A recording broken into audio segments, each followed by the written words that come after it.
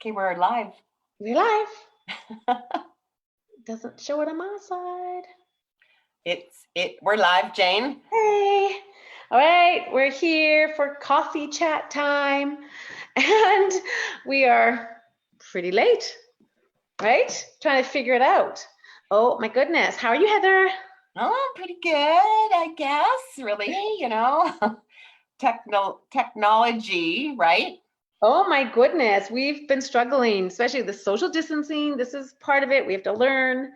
And to learn how to do Zoom and stream it onto, yeah, not easy, but we're figuring it out. Heather's very patient. Cheers.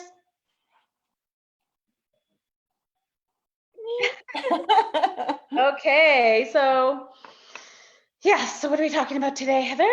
Well, coffee chat time today.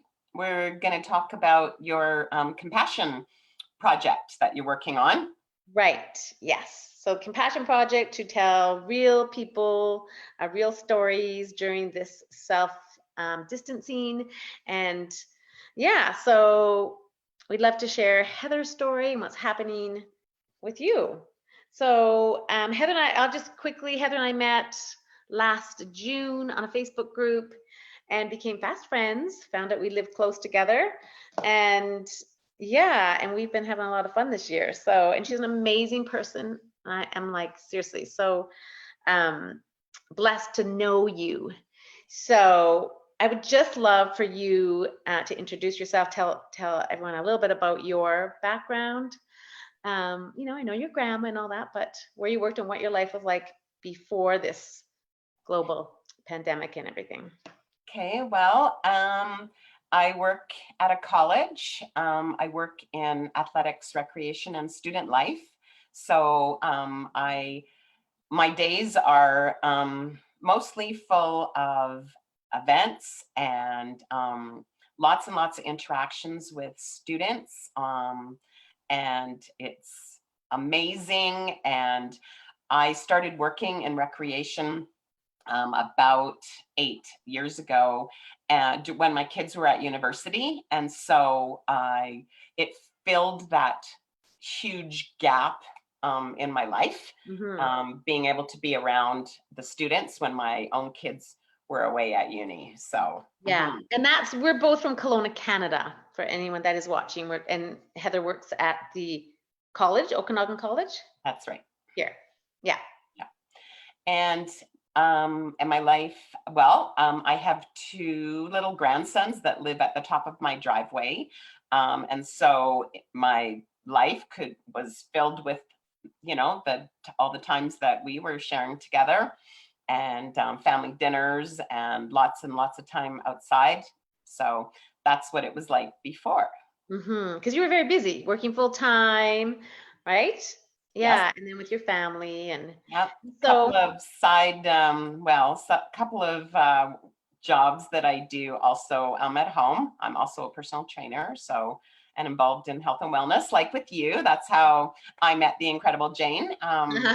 We share a passion for health and wellness. and helping people. So, and this is just a really interesting time. And so I'm glad we're figuring this out, how to do this social distancing coffee chat.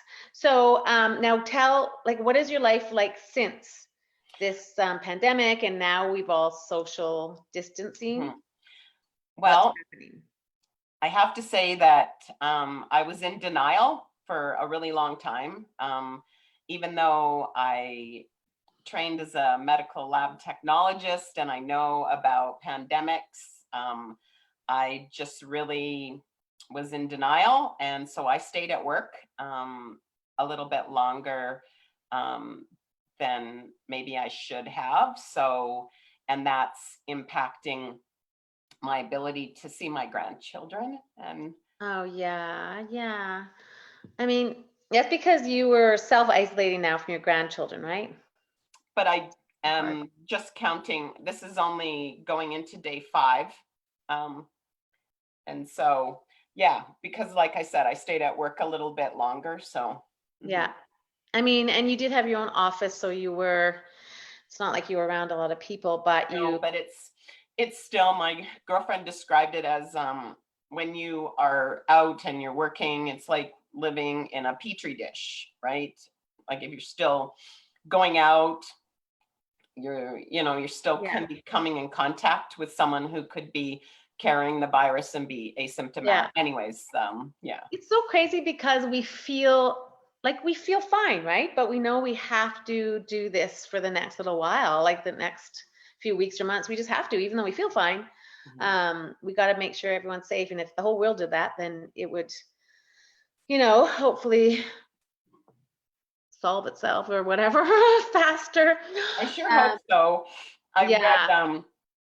read an article that said it could go on for 18 months, and I Nope. pretty much shut Not that that. idea down in my head No. right Let's not away. go there. Ugh. So yeah, we'll just take it one day at a time and we'll all get through it and hopefully be able to see your grandchildren soon. So what do you find your biggest struggle is or fear with this whole situation? What's your biggest Well, struggle, fear? I think because I suffer from anxiety, that this whole thing is just like it's amped it up like crazy.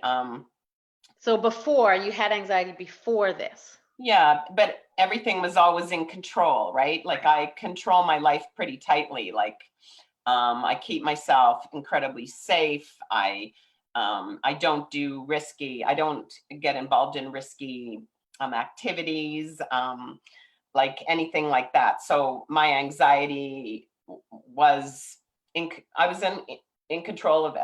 Okay, yeah. Because I know you do a fear of driving on the icy roads and stuff like that too, or And anxiety. winter driving, yeah, Yeah. it's So on the list is long. It's very Mhm. long of all the things that I'm anxious about. But like I said, I have ways around, like my ways of coping with it all. Yeah. And I Because think a lot really, of people are going through that. A lot of people that had anxiety before, and now it's even more. And it was interesting because I was telling you about that doctor that I was listening to, how he says that when we have fear, which a lot of people have fear of things, but you fear plus uncertainty equals anxiety. So it's such an uncertain time that is creating anxiety. But if you already have it, if you have anxiety and then you add that social contagion where people are all the news, yeah, it creates like panic attacks. yeah, Um, exactly, and so someone that has exactly. anxiety has to really watch the news, how much news they're watching. If they're starting to feel high anxiety, they need to put on a funny movie Yeah. or put on some loud music, because if they keep watching the news, it's going to be a complete panic. So it's Hmm. learning how to control that, right? Hmm. Right? Yeah, So yeah. You have to really watch that the anxiety doesn't escalate into a full blown panic yeah. attack. And that's what I feel like with doing these Zooms with people, is if there's someone out there that watches and says, "Oh, I have anxiety and this is working for me," then they could maybe put there's an app that is really good that I found. So you can put it in the comments, or if Heather has something that you find is working, it might help someone else struggling with anxiety. So someone is watching it could be like, "Oh, maybe I'll try what Heather's doing." You know what I mean? Mhm. Like that's what I really would love happen, that we could help other people just by, tips we're using at work. Well, I think the most important thing to realize is that you are not alone. You're not the only one that feels this way, that there are lots of people that feel like you do. Hmm. Like the story might look different, but it still feels the same. Like I read something today that said, um, like what a doctor or a nurse on the front line is going through, and how they are, whatever fear or whatever their story is, it's still the same as, I mean, it looks different, but it's still the same story because it's their story. Yeah, Whatever you're going through, it's your story and right. it's real for you. So you can't say that one, and you're right. Maybe something that's working for me or for someone else is going to help somebody, right, going through that. Hmm. I actually will put the link to that app. There's a really good app that this doctor had for helping people with anxiety. So I'll put that in the comments. It's a good idea. But so what's helping you? Like, what are you finding is working best for you? How, like, coping or strategies that you're using, or to stay, we all want to stay joyous and happy. We all want to try to maintain that. Like, what are you doing that's Well, working? I'm trying to keep, and that's why I stayed at work for as long as I did too, was that I tried to keep things the same. I tried to continue to just do Right. my routines. I kept my routine the same. So now that I'm home, or now that I'm working from home, I still get up in the morning and work out, Yeah. because then I know that it's getting my day off to a good start. Plus, exercise is huge for coping with anxiety. Yeah. Getting So out the fresh air, right?